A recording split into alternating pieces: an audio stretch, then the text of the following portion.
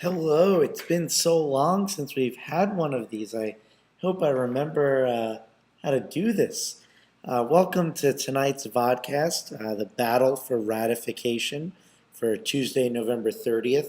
Um, Today we're going to be taking a lot of the information that you studied and read about over Thanksgiving break and seeing what people thought about this. So the founders put together this constitution, but that didn't mean anything. It still needed to be approved by the states. As you read, um, it would just be an empty document unless the states and the people agreed that they wanted it to become their new government. So, like anything, people are going to be divided on that, and they're going to argue, and there are going to be debates. Um, and so tonight we're going to look at what this new government kind of looks like, and what people liked about it, and what they didn't. Right? So let's have some fun. Next slide. So right here we can see some of the new things that the new federal government that the Constitution creates looks like. So let's see that there are certain powers taken from the states. So if you remember when we read about the Articles of Confederation, certain powers were given to the states. The Constitution takes that away. So the first thing is the power to have an army. The states can no longer have their own army. They can have a couple soldiers, a small militia for help, but the army and the navy is going to be part of the federal government. Also, the power to coin money was a power that the federal government had, but so did the states. Remember, we said that was a big problem, that they had all these different kinds of money. So they say no more, the states are not allowed to make their own money.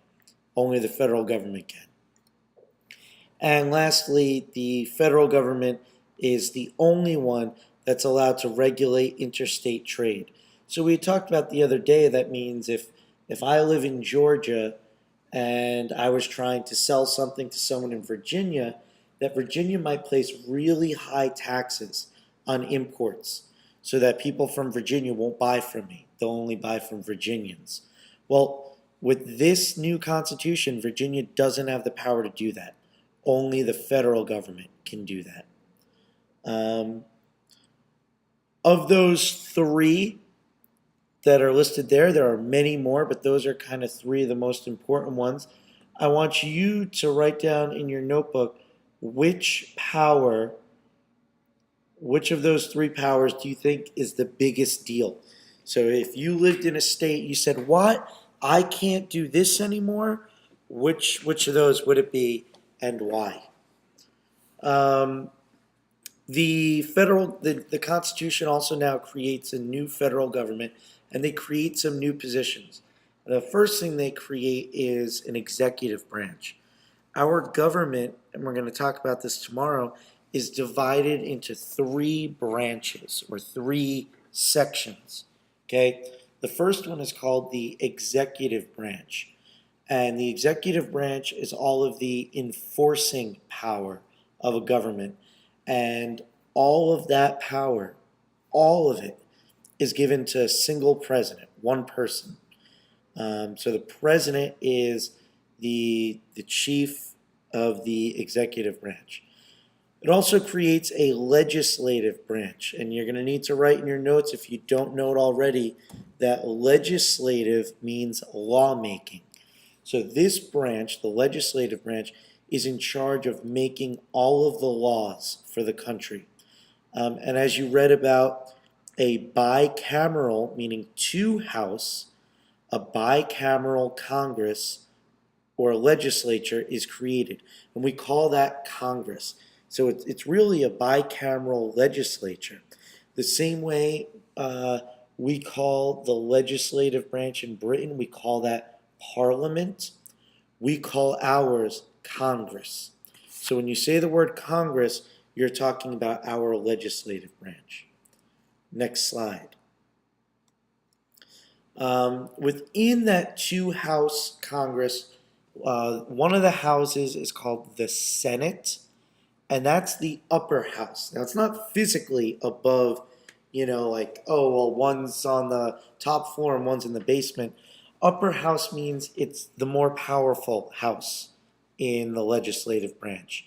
And in the Senate, every state gets 2 representatives and 2 votes. I want you to write down in your notebook at the time how many representatives would be in the Senate. So if this would have passed in 1787, how big would the Senate be?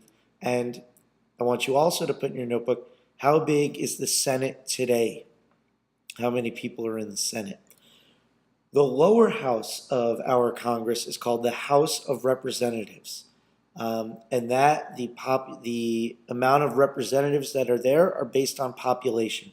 And we're gonna talk in the coming days about how many people are in the House, but it's an uneven number. The bigger states like California have a lot more people than the smaller states like Maine or Montana, and we're gonna see what that looks like.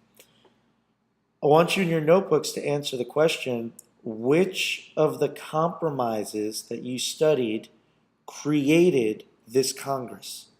Which of the compromises you studied created this Congress? And then the final branch, the third branch of the government, is called the judicial branch. And it is what it sounds like. It's full of judges. It's a federal court system. So if you break a federal law, a law that the central government creates, you will go to federal court. And the United States Supreme Court is the highest court. So in the United States, you can't get to a higher court than the Supreme Court. That's the number one. Next slide. So, what do you think? Is this great? Is this terrible? Which is it going to be? We end up getting 2 groups, okay? One group is pro-Constitution.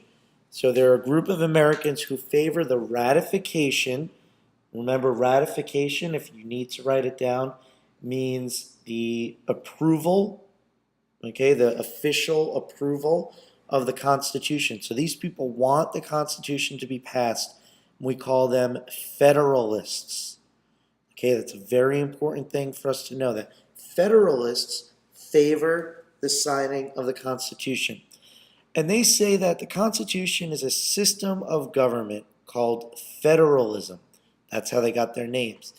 And in a federalist system, power is shared between the central government and the states. So it's not all central government controlling everything or the states controlling everything.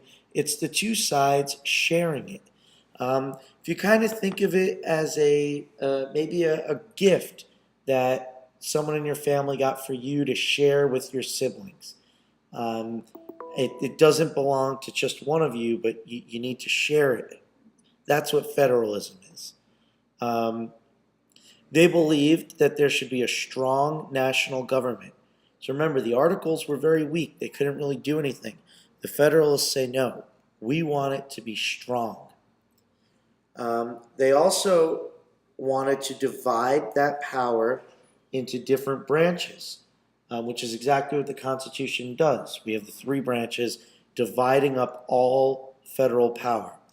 And they also wanted one person to lead the executive branch. Some people thought that that was too much power to give one person. They said, hey, you're making a king again. We fought and fought and fought. We don't want a king. The Federalists said, no, we're not putting one person in charge of the whole government. We just want one person in charge of the executive branch.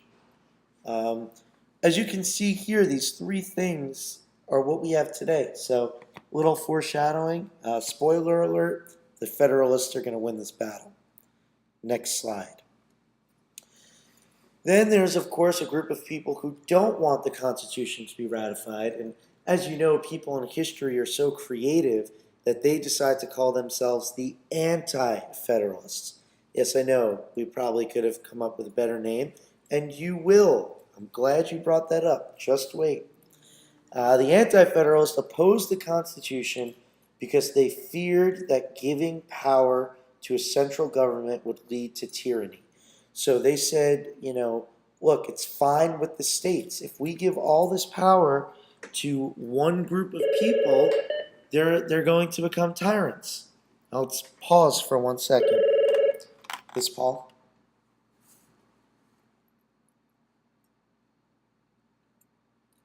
Yeah, I have them all. Yeah, for 8th grade, I have them all.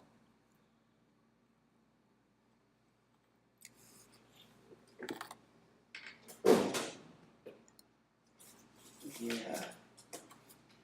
Let me find it.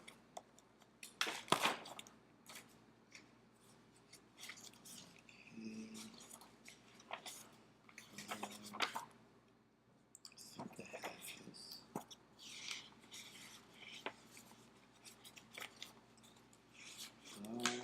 Hmm.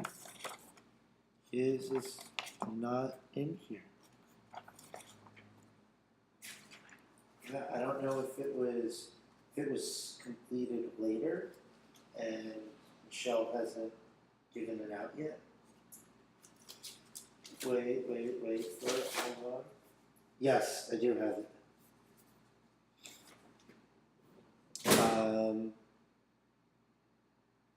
The date of report, June 21st, 2010.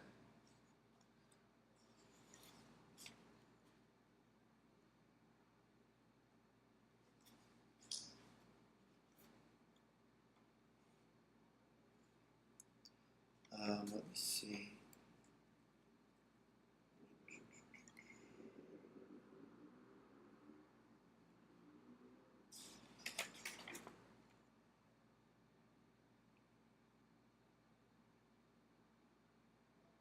Yes.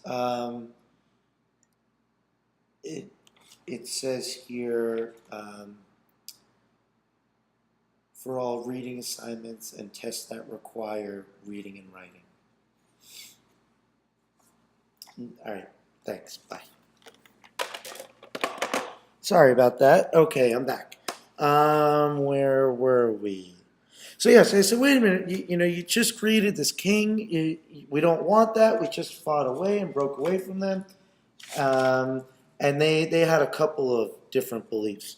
They believed that the main important powers should stay with the states, not with a central government. So having an army, the power to tax, things like that should not be given to a central government. They also wanted the legislative branch to be more powerful than the executive branch, which we're going to talk about because that actually does come true. They did not want one person to be president because they feared if you get the strong president, he might as well be a king, and kings will always be tyrants.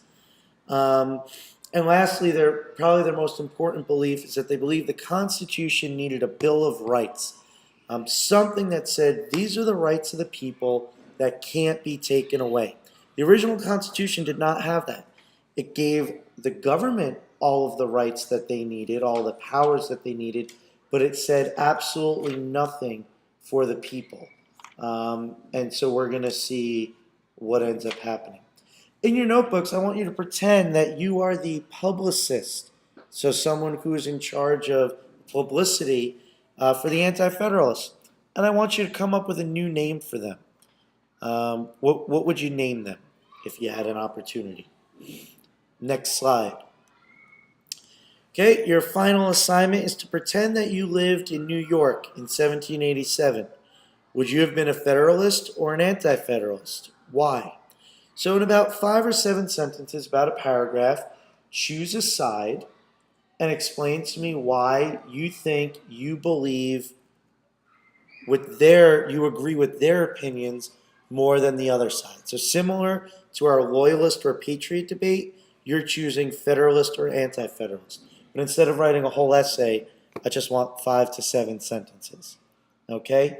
For extra credit, If you would like to create a poster convincing people to join your side, something big enough to hang up around the room, you can do that. Okay, I hope you had fun. As always, if you have any questions, let me know.